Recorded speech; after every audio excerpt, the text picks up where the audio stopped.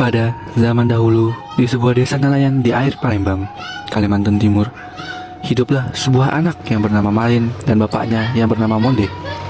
Mereka hidup dalam kemiskinan. Malin dulu pernah memiliki ibu, namun sudah lama meninggal. Jadi, hanya bapaknya sendiri yang membesarkan dan merawatnya hingga remaja. Malin tumbuh sebagai anak yang pintar tapi sedikit nakal. Pada suatu hari, Malin membantu bapaknya beberes rumahnya yang kecil itu.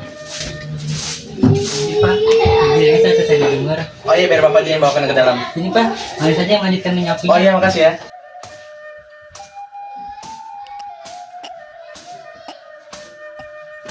Pada suatu hari, setelah 6 tahun kemudian, Malin sudah remaja.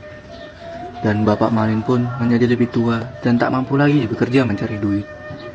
Malin yang sudah remaja itu pun berinisiatif ingin mencari kerja dan menghasilkan uang untuk membantu ayahnya. Ayahnya sempat melarang Malin untuk bekerja karena takut anaknya itu kelelahan. Tapi Malin tetap bersikeras untuk bekerja. Tak lama kemudian, secara kebetulan Pak RT mengetuk pintu Malin. Malin kan sudah remaja Pak. Malin pengen deh kerja di merantau Pak. Malin pengen ngebantu untuk cukupin kehidupan kita sehari-hari Pak. Apakah boleh Pak? Kemarin kamu yakin kamu merantau keluar sana? Bapak takut kamu terlalu kelelahan nanti di luar sana. Bapak juga takut kamu nanti kenapa di luar sana. Malin yakin Pak. Bapak cukup doakan saja yang terbaik Pak untuk Malin. Assalamualaikum. Apakah ada Pak Malin di rumah? Waalaikumsalam Pak, ada perlu apa ya? Di sini saya ingin menawarkan pekerjaan untuk namanya nih. Gajinya lumayan besar nah, tapi jauh dari rumah. Lebih tepatnya di kota Rapak Dalam di Jawa Utara. Saya coba tanyakan kepada bapak saya dulu ya Pak.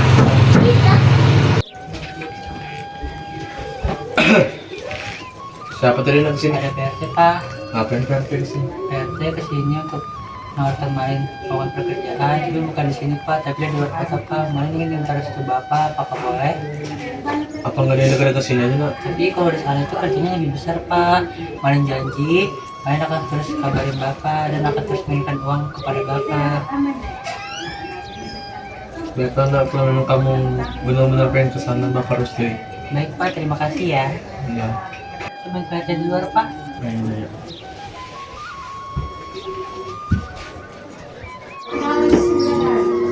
Baik Pak, saya pengen mendapat pekerjaan Bapak dari Bapak Selatan. Kira-kira apa yang saya harus lakukan Pak?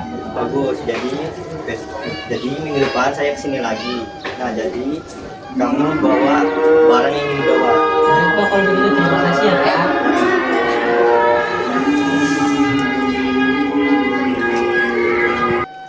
Malin pun diantarkan bapaknya sampai depan ke Pak RT dan berpamitan sekali lagi untuk terakhir kalinya. Bapak Malin merasa sangat sedih dan terpukul karena akan ditinggal anaknya merantau. Selamat siang, Nak Malin. Apakah sudah siap untuk berangkat ke sana? Ya Pak, Malin sudah siap. Apakah kamu tidak berpamitan dulu pada bapakmu? Sebentar ya Pak, saya pamitan dulu sama Bapak saya.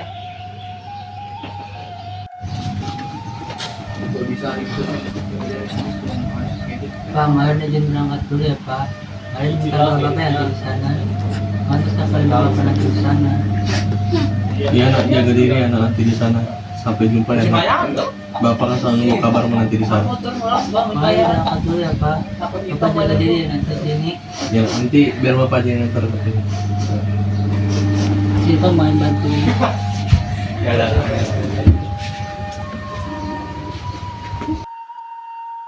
Malin pun diantarkan bapaknya sampai depan ke Pak RT dan berpamitan sekali lagi untuk terakhir kalinya. Bapak Malin merasa sangat sedih dan terpukul karena akan ditinggal anaknya merantau. Setelah 3 hari perjalanan, Malin pun sampai di kota Rapak Dalam. Dan 2 hari kemudian, setelah beristirahat, Malin pun mulai masuk kerja dan bekerja dengan giat di sana. Di sana, Malin bertemu dengan 2 teman kerja baru yang bernama Raden Wongso dan Raden Udin. Mereka pun berkenalan.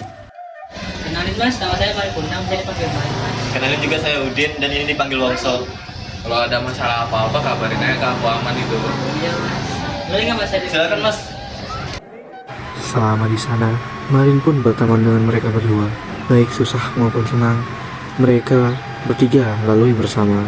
Namun lama-lama entah mengapa, Wongso selalu mengajak dan menghasut Malin untuk berbuat buruk atau tercela, yang membuat Malin menjadi penasaran dan tergoda akan ajakan tersebut. Ayo kita minum dulu yuk ke dusun sana.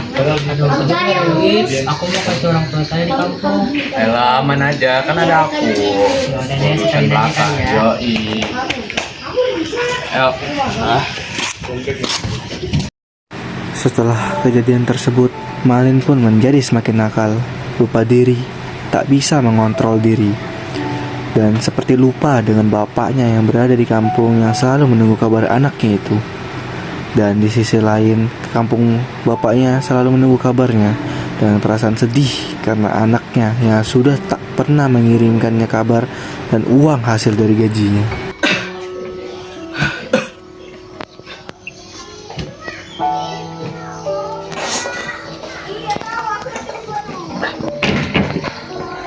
Kira-kira anakku di sana gimana ya? Apakah dia baik-baik saja? Semoga dia baik-baik saja di sana, dan semoga dia makin sukses dan tidak lupa dengan bapaknya. Semoga kamu baik-baik saja nanti di sana. Setelah sekian lama, Malin pun naik jabatan terus-menerus dan semakin sukses di perantauan. Tapi ia tetap lupa dengan bapaknya yang di kampung karena sudah termakan hasutan dan godaan Wongso. Ya sudah sukses deh, apa yang kita kasih judulnya kali ya? Gas aja, urusan bapak lu lupain, dulu yang terakhir kan. Mas. Begitu Malin, kamu sudah sejauh ini. Kamu dulu angkuh, sopan, dan tidak pernah berbuat maksiat. Bacot lu, Din. Bacot. Di sisi lain di kampung, Bapak Malin bertemu dengan Pak RT dan untuk meminta tolong agar Malin bisa pulang ke kampungnya ini. Kenapa Pak? Gini Pak, kira-kira Bapak tahu nggak kabarnya Malin gimana? Apakah dia baik-baik saja? Sudah 10 tahun dia tidak memberi kabar. Oh, saya tahu Pak, di sana dia sangat sukses sekali Pak. Gini Pak, kira-kira saya bisa minta tolong nggak Pak? Buat kabarin Malin, kirim pesan ke dia buat datang menjenguk saya di kampung. Siapa? Nanti saya kabari Pak. Besok bisa ya? Ya. Makasih Pak. Keesokan harinya, Pak RT datang ke rumah Bapak untuk mengabarkan kalau Malin akan pulang minggu depan. 1 minggu yang ditunggu-tunggu oleh bapaknya, Malin pun tiba. Anaknya, Malin pun datang ke kampung halaman, tapi ia tak sendiri. Bersama Wongso, teman baiknya, bapaknya Malin nampak tak peduli akan kehadiran Wongso. Matanya hanya tertuju ke Malin karena sudah terlalu rindu. Tapi anehnya, ketika Malin sudah sampai, Malin nampak tak menganggap bapaknya. Bapaknya nampak terkejut, tapi ia berusaha memaklumi sambil terus mengingatkan Malin kalau dia itu bapaknya. Oh ini, bapak miskin yang kau bilang gitu. Iya, sebelumnya pakai sini terpaksa gue sini. Gimana kamu setia itu karena kamu kan bapak yang sering merawat kamu dari kecil nak. Ngerawat, kamu yang ngapain nggak bisa. Apalagi ngerawat, biar saya sudah sukses baru kamu sukses ke saya. Mending kita pergi saja dari sini Wongso. Wailan itu setelah anakku menjadi batu lama-lamanya Wailan. Dan dia paham rasanya menjadi bapak yang dilupakan anaknya. Langit pun nampak merespon atas permintaan dari bapak Malin tadi. Dan tak lama kemudian Malin pun menjadi kaku, tak bisa bergerak. Begitu juga Wongso. Walau dia tak disebut oleh bapaknya Malin, Malin pun berbicara sebelum menjadi batu sepenuhnya. Namun semua telah terlambat. Malin dan Wongso pun menjadi batu seutuhnya. Ada warga yang nampak menyaksikan fenomena tersebut dan nampak terkejut. Ya, kenapa bisa begini? Apa dosa yang diperbuat? Sangat miris sekali. Pesan moral dari cerita Malin Kundang: hormatilah dan sayangilah orang tua, terutama orang yang menjaga kalian sepenuh hati.